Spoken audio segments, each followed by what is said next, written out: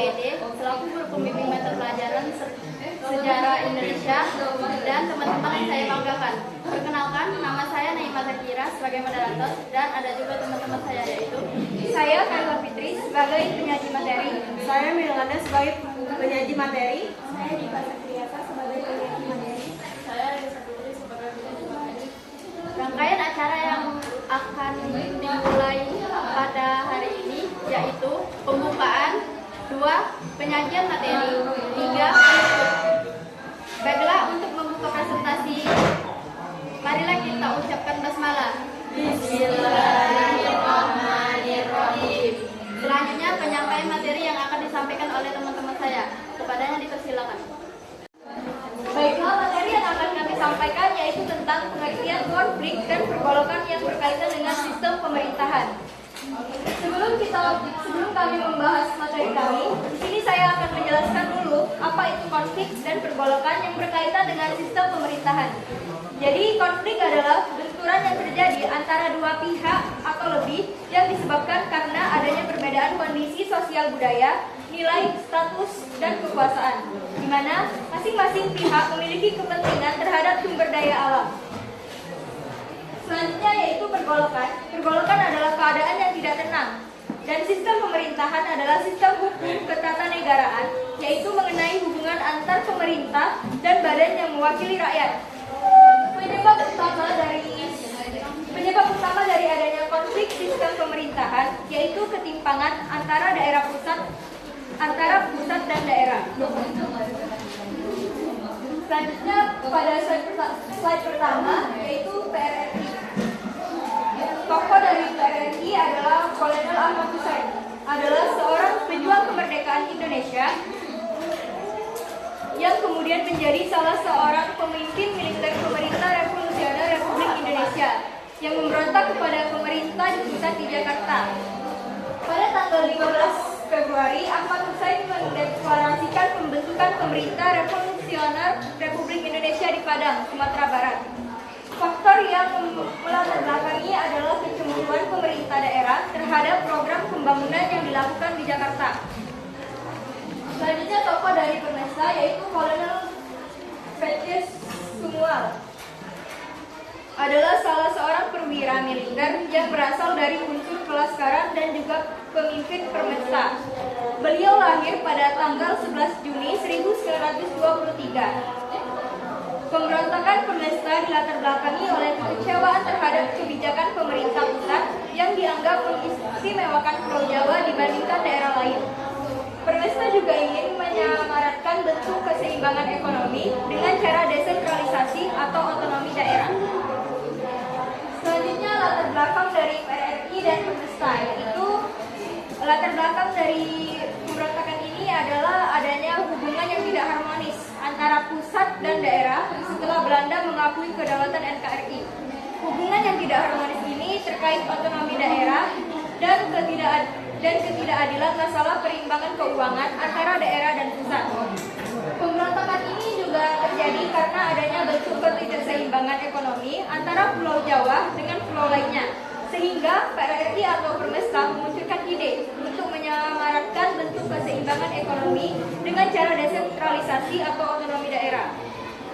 Pemberontakan PRRI dan Permesta ini juga menimbulkan dampak korban jiwa dan kerugian material yang cukup besar, baik dari pihak pemerintah Indonesia, sipil maupun pemberontak. Dampak adanya PRRI adalah sebanyak 22.174 menjadi korban jiwa dan 4.000 lebih korban mengalami luka-luka. Tokoh yang ketiga dari negara federal yaitu Muhammad Hatta. Muhammad Hatta adalah negarawan dan ekonom Indonesia yang pertama kali mengusulkan agar Indonesia menjadi negara federal. Beliau lahir pada tanggal 12 Agustus 1902 di Bukit Tinggi dan meninggal pada tanggal 14 Maret 1980. Hatta berpendapat bahwa Indonesia harus menjadi negara federal karena terbagi atas beberapa pulau dan golongan, sehingga setiap golongan perlu mendapatkan otonomi dan hak untuk menentukan nasibnya sendiri. Hatta juga mengacu pada negara-negara besar pada saat itu, seperti Amerika Serikat dan Uni Soviet, yang semuanya berbentuk federal. Dalam pidatonya 1449, Hatta menyatakan bahwa Indonesia merdeka akan bernama Republik Indonesia Serikat, suatu negara demokrasi yang berbentuk federasi. Dan ketiga ada BFO, yaitu tokohnya Sultan Hamid II. Sultan Hamid II adalah ketua BFO periode 13 Januari 1949 sampai 17 Agustus 1950. Dalam perjuangan federalisme, Sultan Hamid II memperoleh jabatan penting sebagai Wakil Daerah Istimewa Kalimantan Barat dan selalu turut dalam perundingan Malino, Denpasar, BFO, BFC, IJC, dan konferensi meja bundar di Indonesia dan Belanda. Persoalan negara federal dan BFO. Negara federal atau negara serikat adalah salah satu bentuk pemerintahan yang terdiri dari negara-negara bagian yang saling bekerja sama dan membentuk suatu kesatuan. Dalam negara federal, masing-masing negara bagian memiliki wewenang khusus dalam mengatur pemerintahan negara bagian dan kedaulatan terletak pada negara pusat. Negara federal memiliki pembagian kekuasaan antara berbagai tingkat pemerintahan dan pusat memiliki wewenang mendelegasikan kekuasaan kepada anggota negara bagian terpilih. Bijen Council for Federal Overlay atau BFO merupakan komite yang didirikan oleh Belanda di Bandung 7 Juli 1948. BFO atau disebut juga sebagai Majelis Permusyawaratan Federal bertanggung jawab dalam mendirikan pemerintahan sementara pada tahun 1948. Tujuan BFO sendiri adalah untuk mencari jalan keluar dari situasi politik yang membahayakan akibat permasalahan antara pemerintah RI dengan Belanda. Selain itu, BFO juga berfungsi untuk mengelola Republik Indonesia Serikat selama Revolusi Nasional Indonesia yang terjadi pada tahun 1945 hingga 1949. Perbedaan negara federal dan BFO. Negara federal adalah negara yang tersusun dari negara-negara bagian yang berdiri sendiri dan saling bekerja sama untuk membentuk kesatuan. Negara-negara bagian memiliki kekuasaan khusus dalam mengatur pemerintahan negara bagian.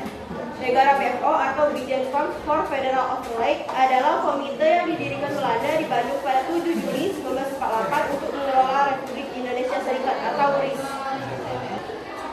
Selanjutnya, pergolakan yang berkaitan dengan sistem pemerintahan. Sistem pemerintahan adalah sistem yang dimiliki suatu negara dalam mengatur pemerintahannya. Saat ini, Indonesia menganut sistem presidensial atau disebut juga dengan sistem konvensional, merupakan sistem pemerintahan negara republik di mana kekuasaan eksekutif dipilih melalui pemilu dan terpisah dengan kekuasaan legislatif. Sistem presidensial adalah bentuk pemerintahan di mana kepala negara sekaligus kepala pemerintahan adalah seorang presiden yang dipilih secara langsung oleh rakyat atau melalui badan legislatif. Presidensial dipilih secara terpisah dari badan legislatif, misalnya pemilihan presiden secara langsung oleh rakyat dan memiliki kedudukan independen. Namun, dalam perjalanan sejarah, Indonesia juga pernah menggunakan sistem pemerintahan parlementer. Sistem parlementer adalah sebuah sistem pemerintahan di mana parlemen memiliki peranan penting dalam pemerintahan.